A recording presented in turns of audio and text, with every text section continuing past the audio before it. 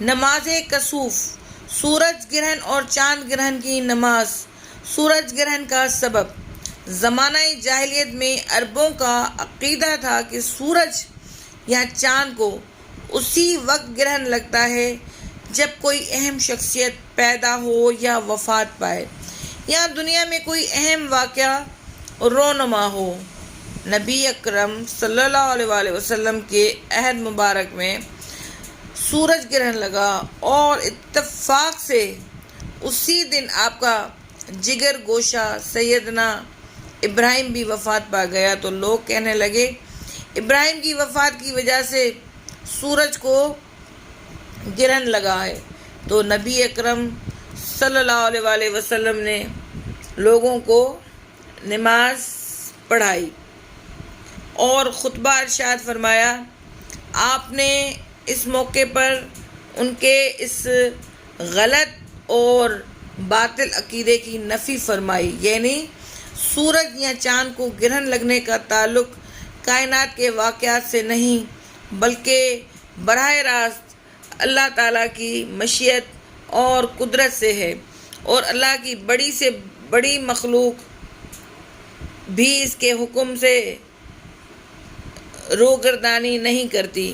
گویا اللہ اپنی قدرت و طاقت کے اظہار سے لوگوں کو ڈراتا ہے۔ اے کمزور و ناتواں انسان، تو اللہ سے ڈر جا اور اپنی بخشش کا بہانہ ڈھونڈ۔ رسول اللہ صلی اللہ علیہ وسلم نے فرمایا، چاند اور سورج کا گرہن اللہ کی قدرت کی نشانیاں ہیں، کسی کے مرنے، جینے یا کسی اور وجہ سے نمودار نہیں ہوتی، بلکہ اللہ اپنے بندوں کو ڈرانے اور عبرت دلانے کے لیے ظاہر فرماتا ہے۔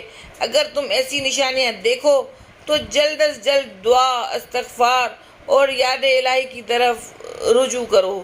صحیح بخاری میں حدیث نمبر 1047 و صحیح مسلم 2156۔ لہذا سورج گرہن کی وجہ سے کسی حاملہ کے حمل یا دودھ پلانے والی ماں کی صحت پر کچھ اثر نہیں پڑتا۔ یہ سب غیر اسلامی نظریات اور عقائد ہیں، ایک مسلمان کو اس سے بچنا چاہیے۔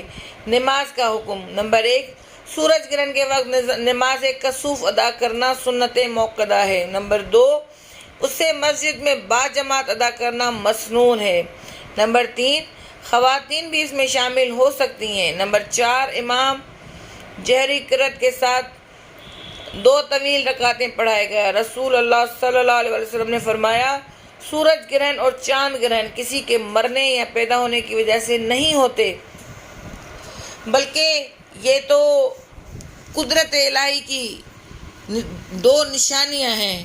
جب انہیں گرہن ہوتے دیکھو تو نماز کے لیے کھڑے ہو جاؤ اور اللہ تعالیٰ سے دعائیں کرو حتیٰ کہ گرہن ختم ہو جائے۔ صحیح بخاری حدیث نمبر 1060۔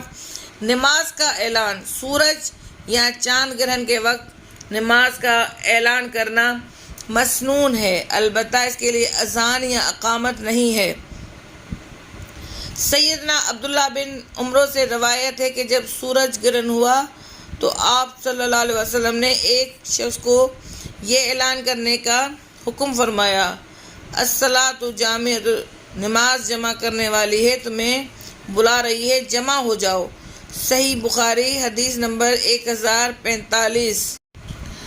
نمبر 1، نماز کا وقت۔ اس نماز کا وقت سورج یا چاند گرہن لگنے سے شروع ہوتا ہے اور گرہن ختم ہونے تک رہتا ہے۔ نمبر 2، اگر گرہن لگنے کی خبر کچھ تاخیر سے ملے تو خبر ملنے کے بعد نماز شروع کی جا سکتی ہے۔ اگر گرہن ختم ہو جائے تو اس کا وقت ختم ہو جاتا ہے اور اس نماز کی قضا نہیں دی جاتی۔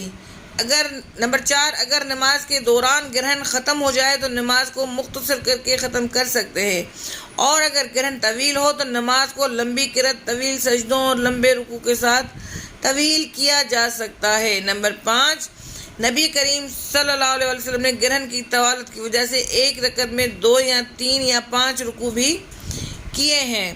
صحیح مسلم حدیث نمبر 1184۔